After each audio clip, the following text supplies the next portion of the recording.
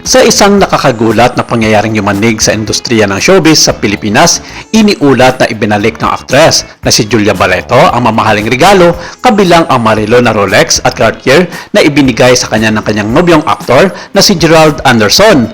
Ayon sa mga ulat, nangyari itong pabubunyag sa kanyang naging latest interview sa isang sikat na TV show kung saan nausisa ang mga pangyayari sa kanilang relasyon. Isang taon na ang nakakalipas matapos ang kanilang masakit na hiwalayan. Sa nasabing usapan, hindi lamang ang mga mamahaling gamit ang isinuplong ng aktres sa publiko tungkol sa mga iniwan sa kanya ng dating boyfriend, kundi ang patuloy na panulukod nito noon sa kanya sa kanilang relasyon. Ginulat ni Julia ang publiko sa naturang interview dahil itinuturong totoo na may third party sa kanilang relasyon pero hindi iyong mga taong mga pinag-uusapan ng taong bayan na ang sinasabi ng mga nakararami ay ang volleyball player na si Bunny Gandler at ang mga awit na si Gigi Dillana. Sinabi ni Julia na wala sa mga ito ang involved na babae sa naging mitsa ng paghiwalay nila ni Gerald Anderson. Bagkus sinabi nitong isa sa mga malalapit di umano na kaibigan ng aktor at kasama niya sa industriya ang taong kanyang tinutukoy.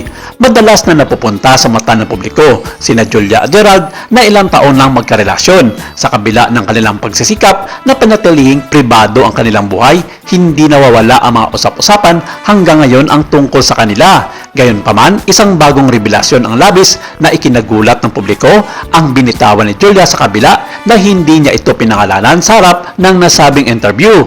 Ayon sa mga malapit na source at sa ilang mga sinasabi ng mga mapagmatyag na mga netizens, natuklasan ni Julia noon pang Disyembre ng taong 2024 ang ebidensya ng lihim na relasyon ni Gerald kay RC Munoz na matagal na palang nangyayari ito sa kanila.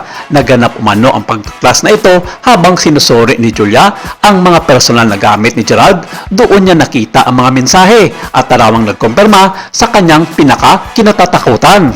Kung tutuusin, sang-ayon dito ang ilang mga showbiz columnist sa kanilang nabalitaan at pagtutugma sa mga suspetsa ng mga netizens na si RC Munoz nga babae na involved sa madalas sa pag-aaway ni na Julia Barreto at Gerald Anderson.